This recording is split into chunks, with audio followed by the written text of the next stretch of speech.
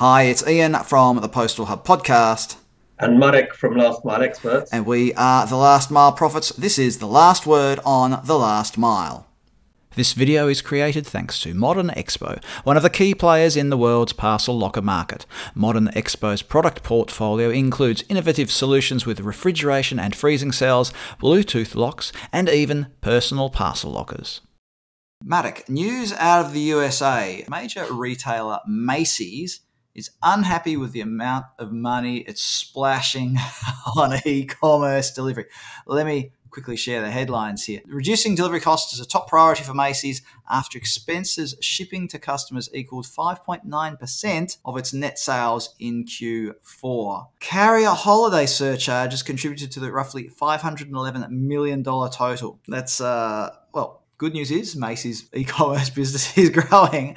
Bad news is it's costing them a lot of money, and they're sort of pointing the finger, Marek, at these surcharges, which are a big thing in the US, the surcharges. I also said in this article that they're looking at doing a bit more for the old, what our American friends like to call BOPIS, buy online, pick up in store, click and collect for the rest of the world. Why did they have to invent a new acronym? I don't know. So there's at least a discussion about buy online, collect in store. But Marek, what are the bigger issues at play here? Because I looked at this and I thought, well, it's not a very sophisticated discussion. I think it's a really good topic, Ian, and there's several elements. So one is the element of carrier surcharges. Are they justified? And, rather than putting their house in order and getting efficiency, are they just seeking to put surcharges? And how long can you do that? So that's one discussion which we can have. Second discussion is, like it or hate it, retail will never be the same. Post-COVID, which has, I think, even sort of sped things up, you cannot be a bricks and mortar retailer anymore. In most cases, I'd say you need omnichannel. And if you need omnichannel, it means you've got to understand omnichannel and be able to operate. BOPIS, click and collect is part of it, but it's not the complete solution. And so I think maybe you split them up one by one. How about we start with the second, the latter? The omnichannel is the future of retail. You can't sit there. Yeah, in fact, while you were saying all of that, I just remembered a conversation I had many years ago with someone saying, a retail business, they're going to sell a little bit online. And the question was, should the stuff sold online have free shipping or not? Because that sort of contributes to this entire idea of omnichannel as well. Well, are you going to get the same price shopping online as you do going in store? And how should you price that? And it's probably...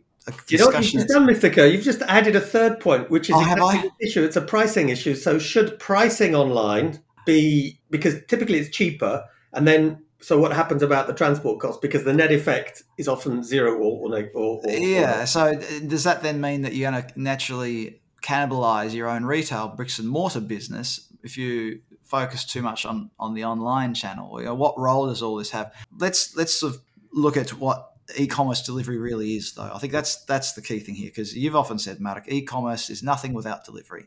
So what is e-commerce delivery? Is it delivering from a logistics centre in the centre of the country, in the case of, say, the UK, where you've got a logistics centre somewhere near Birmingham, right, and the shipments go to the rest of the country? Do you do ship from store? So you can do super fast delivery. How do you set up those stores? Do you give over part of your retail space to be dedicated to fulfilling online orders, and how do you make all that work? I think these are the questions that retailers need to grapple with. And where do you want to position yourself, and understanding what the competition is, because the competition might be just Amazon, it might be other retailers who are doing the same thing, or you might find yourself exposed to competition on lots of different fronts by small retailers, the same way as we've seen it in the delivery sector. We've seen small delivery operators chipping away at a big company's parcel volumes. You might find the same thing there with retail. Rambling, Marek. What do you reckon? I think they're good points, Ian. And for me, because coming back to your initial question, which is, what is the difference between traditional retail effectively and e-commerce? And I think actually there's two parts to it.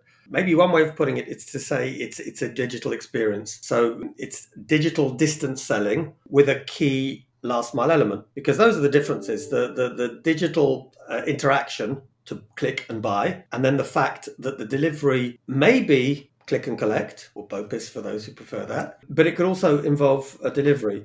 And I think that the really important thing is to master the last mile, because generally it's an efficient process, much more efficient than bricks and mortar retail, where you have to keep stock in several locations, where people come in, you have sales staff, expensive in premium, prime high street locations. E-commerce is very efficient in that respect, but what I'm not sure it's always efficient in, unless you're Amazon, is the last mile. Well, there was this, do you remember a few years ago, a few stores started popping up where they just have stock, like shoe stores. You go in, you'd shop there, but you wouldn't walk out with a pair of shoes. You'd order there and the shoes would be delivered to you. And there was a lot of discussion at the time saying, oh, this is the future of retail. But sometimes you actually want to walk into a shop and walk out with a pair of shoes because that's part of the entire retail experience. And that's what's missing in e-commerce. And that's why people do bracketing, where they buy 5 pairs of shoes and might keep 1 pair and send the rest back, which is an appalling way to shop when you think about it in terms of all these parcels coming to you and the wastage and all of that, as opposed to going into the shop, trying on 5 pairs of shoes and maybe buying a pair or maybe not. But you know what you've done now, Mr. Kerr? That's another tangent. Today is a real tangent day because you're absolutely right. And that's another issue. And the issue is, will we have showrooms with ultra fast potential delivery? Because you could have the best of both worlds. So if someone goes to the showroom location and wants it super fast and is prepared to pay for that, then they get it either immediately in the showroom from showroom stock or have it delivered super fast same day. If someone isn't so bothered and they're counting their pennies and it can be delivered a day or 2 later, then it's cheaper. But again, that's a commercial issue to a degree. It does influence stock. But I think maybe we should come back to actually the Macy's point here, because we've only got a couple of minutes left. We're talking about Macy's and they want to reduce their delivery costs. Now, is that the right approach from a retailer, I suppose, is a question we should ask. Should a retailer purely be thinking about reducing delivery costs? Should I be thinking about, well, do we put a price on delivery? Or what do you reckon, Marek? Ian, for me, it's absolutely clear. Any retailer, whether it's Amazon or Macy's, should be primarily interested in customer experience and customer satisfaction. And at the end of the day, if the customers are satisfied, they'll buy more and come back. If they're not satisfied, you're going to lose. So for me, it's about understanding what the customer wants. And probably that's going to entail Macy's either themselves, if they have the clout and the critical mass, to create an ecosystem which is able to offer that customer experience and satisfaction, including home delivery, click and collect, etc. Or if they can't, they're big enough to help create an alternative ecosystem to big bad Amazon to offer that. When we talk about Amazon, and they have an understanding of the customer that a lot of other retailers don't. And I think that's something that we often sort of gloss over a little bit, is that they have, about me, they know a lot about me from the few purchases that I make. I've probably told this story before, how a book had been released, and I thought, I'll see if it's available on Amazon. Sure enough, they had 1 copy in the warehouse near me. And why did they have 1 copy in the warehouse near me? Well, possibly because I bought all the other books in this series, right? So they know about me. Do the other retailers know about me the same way that Amazon does? Are they able to optimize their stock levels, even in a physical store, based on my buying experiences? There are shops that I go to locally. They know nothing about me. That also filters into what you were talking about, Marek, when it comes to the customer experience, not just in the shopping, but also in the last mile.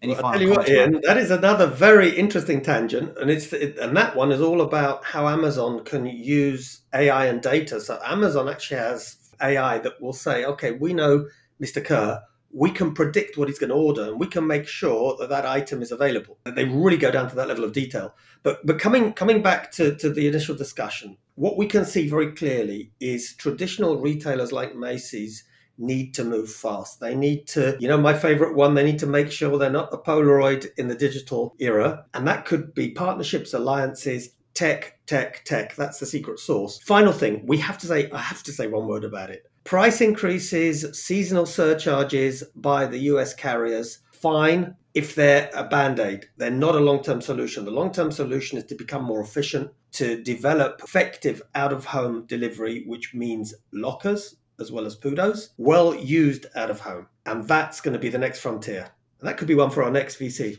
Well, goodness me. We've packed a lot in. If you're watching this video on YouTube, don't forget to, I think it goes like, subscribe, and hit the notifications bell so that you get notified of all our videos. They appear in your feed next time you log on to YouTube. It might even appear as a little notification on your phone. So we've published a new video. You'll be able to just click on it and watch it wherever you are. On the train, at home, I don't know. Where do you watch your videos? Let us know in the comments below. I'll be interested to find out. Marek Różycki, thanks for being part of the Last Mile Profits today. Thank you, and thank you, everyone.